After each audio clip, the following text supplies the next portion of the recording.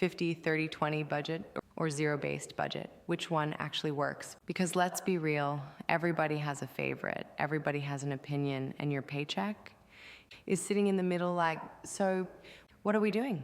Today, I'm breaking down both methods. No fluff, no finance jargon, so you can choose the right one for your lifestyle, your goals, and your sanity. Hey Glow Getters, it's Flo Kapoor, and you're watching Finance and Glow, where we build wealth and stay radiant doing it. If you've been stuck wondering which budget actually fits you, this video is about to make it crystal clear. Let's get into it. Let's start with the fan favorite, the 50-30-20 budget. This is actually the method I use in my own life because it's simple, flexible, and it doesn't make you feel like money is running a military operation in your bank account. Here's how it works. You take your after-tax income and divide it into 3 categories. 50% goes to needs. These are the non-negotiables like rent, utilities, groceries, insurance, transportation, and minimum debt payments. I call them the grown-up bills. 30% goes to wants. This is your lifestyle money. Dining out, shopping, entertainment, hobbies, subscriptions, travel. Yes, you're allowed to enjoy your life. 20% goes to savings and debt payoff. Your emergency fund, investments, and extra payments on debt. This is where future you gets protected. Let's say you make $3,500 a month. 50%, which is your needs, would amount to $1,750. 30% goes to your wants, would be $1,050. And 20% savings and debt is $700. Why people love this method, it's simple. Just 3 buckets, it's flexible. You decide what goes where. It's sustainable, you still get fun money, and it's beginner friendly. You don't need a spreadsheet or PhD in finance. The downsides. It's not super detailed, so small overspending can sneak in.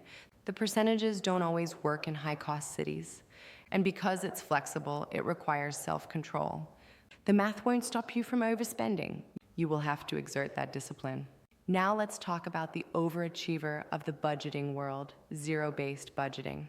This one does not play. With zero-based budgeting, every single dollar of your income is assigned a job before the month even starts. When you're done assigning, your income minus your expenses equals 0. Not because you spent everything, but because every dollar has a purpose. Here's what $3,500 a month might look like. Rent, utilities, groceries, gas, insurance, phone, dining out, entertainment, gym, emergency fund, debt payoff, investing, fund money, miscellaneous. Every dollar is accounted for. No wandering, no freeloaders. Everybody clocked in. Why people swear by this method? You know exactly where every dollar goes. It's powerful for debt payoff. It prevents overspending. And it builds serious financial discipline. The flip side, it takes time and tracking. It's less flexible when surprise expenses pop up. It can feel restrictive because every dollar is spoken for. And if you don't track consistently, the whole system falls apart. All right, let's put them head to head. Simplicity, 50-30-20 wins. 3 categories versus a full spreadsheet. Flexibility, 50-30-20 wins. You've got breathing room. Detail and control, zero-based wins. No mystery money. Debt payoff, zero-based wins. It forces focus. Long-term sustainability, 50-30-20 wins. It's easier to live with. Tracking effort, 50-30-20 wins.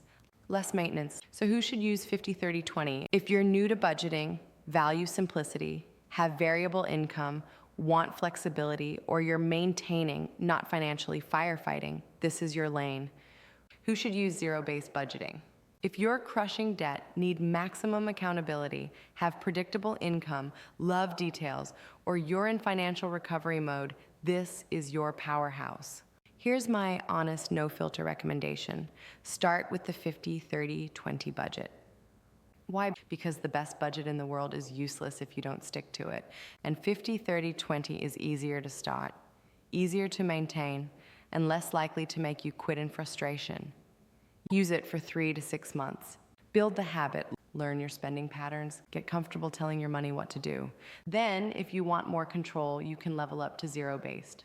Or you can do what I do and use a hybrid approach. I use 50-30-20 for the big picture. But inside my 50% needs, I still track things like rent, groceries, and utilities individually.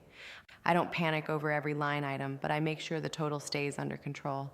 So I get the simplicity of 50-30-20 with just enough detail from zero-based to stay disciplined. Bottom line, both methods work. The right one depends on your personality, your financial season, and your goals. And remember, you are never married to one budget. You can grow and switch as your life changes. Now I want to hear from you. Are you team 50-30-20 or team zero based, or are you about to test one for the first time? Comment 50 or 0 to tell me which budget you're choosing. If this comparison helped you, please give it a thumbs up so the algorithm knows we're building wealth with purpose over here. Subscribe to Finance and Glow for more financial strategy with style. I share real budgeting strategies, money tips, and wealth building guidance every single week. Thank you for watching. I'm Flo, and I'll see you in the next one. Until then, keep glowing and keep growing.